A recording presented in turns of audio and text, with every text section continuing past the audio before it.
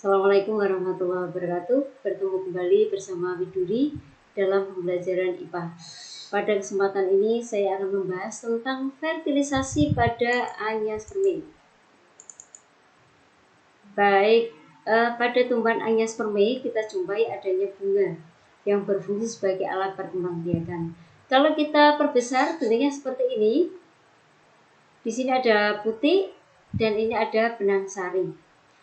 Pada benang sari terdapat kepala sari dan tangkai sari.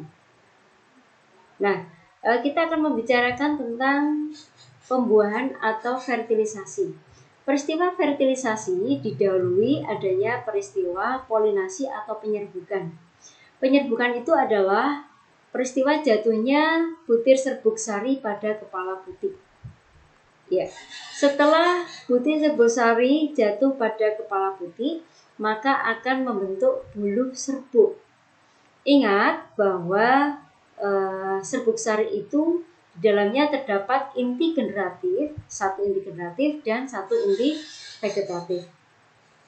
Anak-anak, ternyata dalam perjalanannya saat membentuk bulu serbuk, inti generatif mengalami pembelahan secara mitosis. Pembelahan itu menghasilkan inti generatif 1 dan inti generatif 2 yang masing-masing bersifat haploid.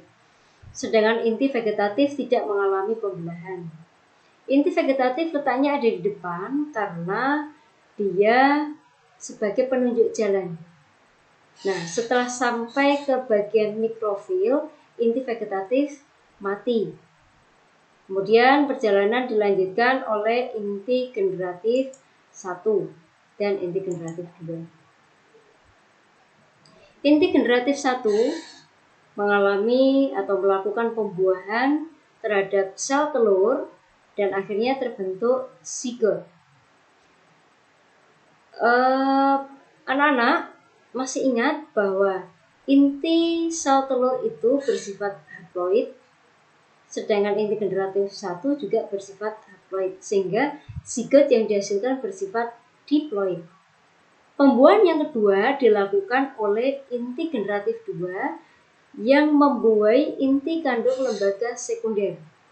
Masih ingat bahwa inti kandung lembaga sekunder itu bersifat diploid, sedangkan inti generatif 2 bersifat haploid. Sehingga apabila inti generatif 2 bertemu dengan inti kandung lembaga sekunder, maka akan menghasilkan inti endosperm yang bersifat triploid. Tahukah kalian bahwa inti endosperm itu berfungsi sebagai cadangan makanan yang dipersiapkan untuk zigot manakala dia akan tumbuh? Ya, seperti ini. Pada saat jadi benih, zigot ini akan tumbuh menjadi embrio. Embrio ini butuh makan supaya dia bisa tumbuh menjadi individu baru. Dan dengan adanya endosperm yang berfungsi sebagai cadangan makanan, pada akhirnya embrio akan bersemi seperti ini.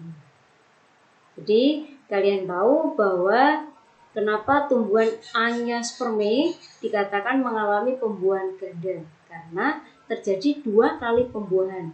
Pembuahan yang pertama terjadi antara inti generatif 1 yang membuai inti sel telur sehingga membentuk zigot 2N, sedangkan pembuahan yang kedua terjadi antara inti generatif 2 yang membuai inti kandung lembaga sekunder dan terbentuklah inti endosperm yang bersifat triploid.